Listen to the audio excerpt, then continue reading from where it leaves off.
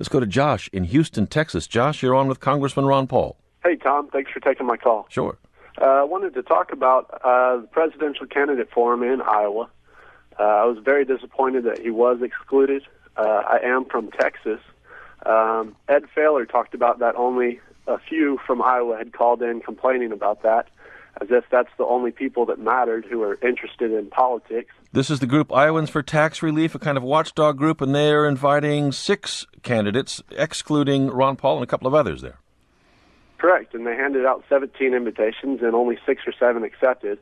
But Ron Paul didn't get one. But if you're going to try to sway the people in Iowa, one way or another, that affects everyone in America, whether they're from Iowa, Texas, California, or New York. Josh, if he gets 1% or less in the polls, maybe Ron Paul's not relevant to that debate. Well, I think that it's so far away from the primary, so far away from the elections that I don't know how accurate those polls are, especially with the Internet. A lot of those people are younger. A lot of them have cell phones. They don't have the landlines. Yeah, we hear it. Josh in Houston, thanks very much for calling. You're near Ron Paul territory down there. Congressman Paul, how about it? Do you think you're going to disappear soon? Are you going to blink out on us in this debate season? I don't think that's going to happen. For instance, if we're excluded out in Iowa with this forum, who knows? We may end up with a rally a lot bigger than their little forum. So you can't ever tell. Sometimes when they try to do things, it's just like our foreign policy. Sometimes there are unintended consequences. So we might participate in bringing about some of the unintended consequences from their excluding me from the forum.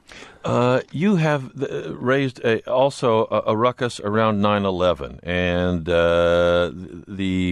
you're being quoted or characterized as having said that we sort of brought it on ourselves. There's some kind of hoax here. We're not getting the whole story. What do you think about what happened on 9/11?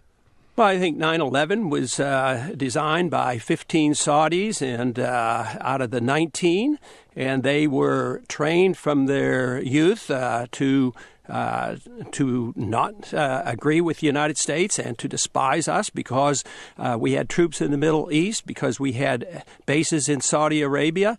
Ironically, the madrasa schools in Saudi Arabia had been, financed in the 1980s by our CIA to drum up this hatred against the Soviets because that was a tool we were using to fight the communists in Afghanistan in particular. So this is another example of blowback on how we create hatred designed to be directed elsewhere, and now it's being directed at us. At the same time, we were an ally, of Osama bin Laden at that time, and now, of course, in Afghanistan against the Soviets. Right, and now he's our arch enemy. Of course, we were an ally of Saddam Hussein, and we invited and supported Saddam Hussein's in his invasion of Iran, and then we wonder why the Iranians might disapprove of us after having imposed the Shah on them for 25 years, and now we're threatening with a nuclear first strike, and then we wonder why they're annoyed with us. I mean, wouldn't it be a bigger question is why wouldn't they be annoyed with us with our foreign policy?